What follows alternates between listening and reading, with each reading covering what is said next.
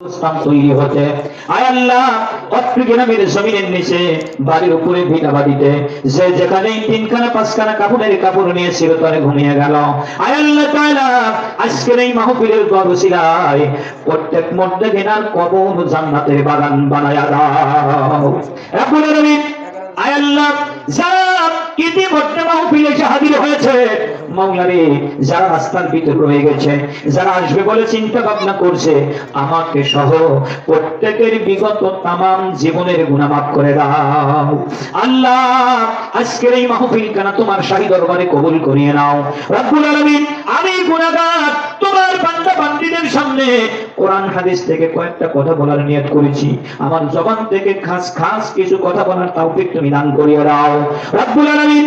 সেই দিন দুনিয়া থেকে বিদায় নিয়া আমরা কবরের মুসাফির হয়ে যাব, ঈমান খানা মজবুত করিয়া জবানে পড়াইও নবীর কলেমা লা ইলাহা ইল্লাল্লাহ মুহাম্মাদুর রাসূলুল্লাহ।